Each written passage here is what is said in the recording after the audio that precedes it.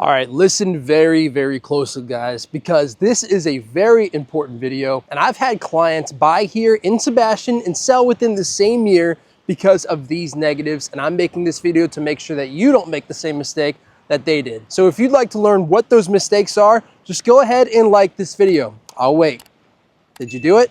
Okay, great. Let's dive into it. All right, so first of all, I wanted to preface this video with the fact that my clients moved from a big city, and I mean with a lot going on, a lot more than Orlando, where I lived for 8 years, and I'm not going to mention precisely where because I didn't exactly get their permission to make this video, but oh well. I figured it's a great lesson that you guys need to know before making that sight unseen purchase into your new home in Sebastian, Florida. I should also say that, or add that this is also back whenever homes were selling in 5 minutes with escalation clauses going $50,000 over asking just to have the chance at winning the deal. This wasn't a fun time for anybody, including myself, because offers were being written in the car on top of follow-up phone calls with the listing agents that wouldn't answer their phone just to beg them to look at our offer. Tensions were high back then. My attention was spread all over the place and oversights did happen. This channel was made to do two things. One, hopefully earn your business as a relocation buyer to the Florida East Coast. And second, as an education platform to let everyone know what to expect when moving to our area. So let's quickly go over why Sebastian wasn't the best fit for them, and then we can dive into the nitty-gritty details that you all might be looking for. So what comes with big city living? Walkability, right? To restaurants, shopping, all the fun things. Well, Sebastian isn't exactly laid out that way. What else? Fine dining restaurants, high-end shopping plazas, popular, sophisticated nightlife where you can enjoy a fancy cocktail with some friends, maybe a younger demographic of residents. I could go on, but what I did is just explain the complete polar opposite of Sebastian, Florida. So now let's go ahead and narrow our focus down a little bit and discuss a big one, and that is the high-end shopping that they so wanted. So as you can see, I'm standing in front of one of our examples of high-end shopping that is so eloquently offered here in Sebastian. But all kidding aside, this is a peek into the reality of what we have here. So now I chose this store as somewhat of a joke, but I just wanted to make sure that the message came across clear. Here in Sebastian, this isn't a place for the super luxurious. Heck, even our beachside here is filled with very moderate, humble homes, and not like the mega mansions that we see in Vero Beach that we saw a few weeks ago. So there's no mega country clubs here, no Louis Vuitton, no place to register your name for that new solid gold Rolex you've always wanted. And I haven't even seen a dealership offer a car for sale over $30,000 here. No, this is a place where you come to enjoy your retirement Margaritaville style. No flash here, unless you love Harleys, and we'll get more into that in just a little bit. So when you think shopping in Sebastian, I want you to think this store behind me, and we do have a Walmart Supercenter, so that's exciting stuff. We've got a Bealls Outlet, which, don't get me wrong, it does have a lot of cool stuff there that screams Florida. Welcome to Florida. And pretty much that wraps up your shopping here in Sebastian, unless you drive 15 minutes south to my hometown of Vero Beach. Now it's time to jump into another big pain point of my clients, and that was their need for fine dining, higher end restaurants, not the comfort food, Margaritaville style places that you get around here. So guys, I'm not kidding when I say that there is not one single fine dining restaurant within the city limits of Sebastian. Now, please remember that you are only 15 minutes away from Vero Beach when living here, and I can go on for hours about the establishments there, what they serve, etc., etc.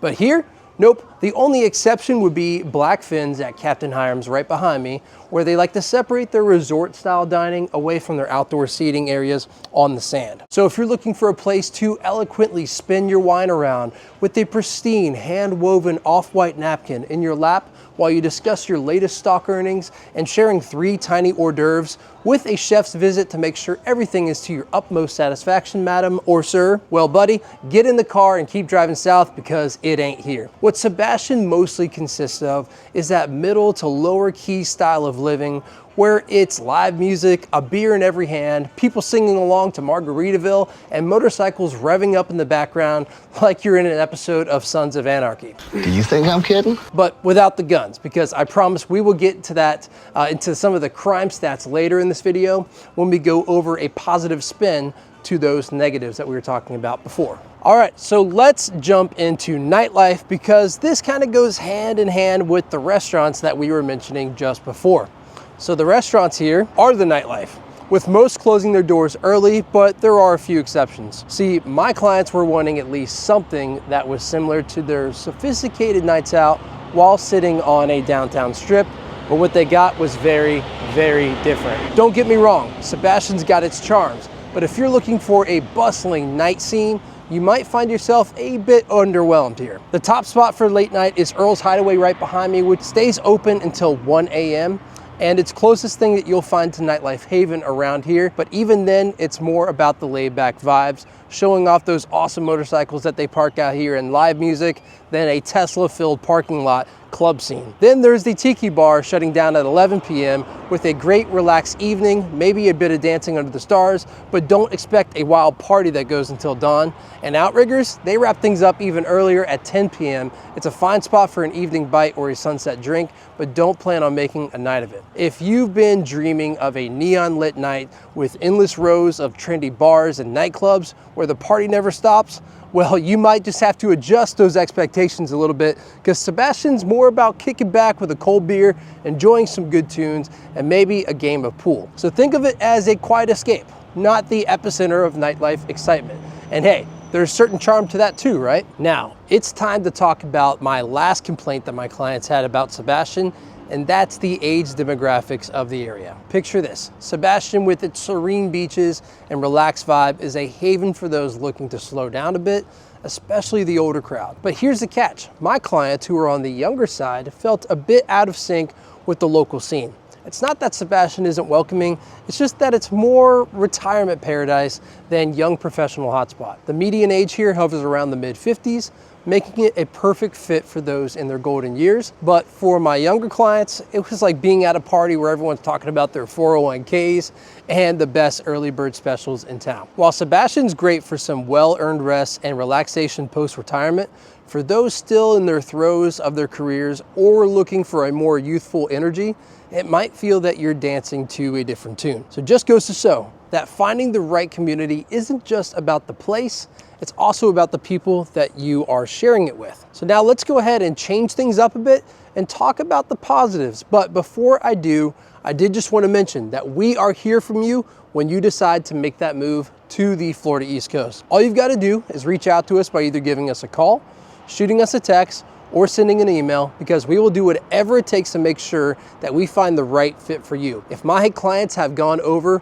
what they were looking for in the area, we for sure would have ended up in a much better situation, but times were crazy, and just like I mentioned before, offers were being written and made within 5 minutes of us talking. So if you wanted to check out what all we've got to offer here, please feel free to check out our website, which is fleastcoast.com, where we are constantly updating everything that you need to know about our stretch of the Florida East Coast. All right, guys, so now let's go ahead and flip the script and talk about everything that my clients will be missing out on now that they are gone. And that's all the incredible charm that this little town has to offer. So you see, I know I've mentioned it once in this video, and that's the fact that Sebastian is very similar to the Florida Keys. So what they both have in common is a vacation-like, off-the-grid style of lifestyle with some awesome fishing. And the best part about Sebastian, however, is that you can enjoy that type of environment without all the crazy backed up streets, insane touristy environment, and outrageous restaurant and drink bills to take advantage of those tourists with deep pockets. Here in Sebastian, it's the same vibes, live music, bar food, and beautiful ocean and river views that you get down there, but take out the things that you don't want. So according to areavibes.com, Key West gets a D+ for crime, while Sebastian actually gets an A+. Here's another positive for you. The majority of homes in Sebastian are actually in an area called the Sebastian Highlands. So get it yet? That name is very accurate when describing how much higher above the sea level these homes are while still having that beachy vibe.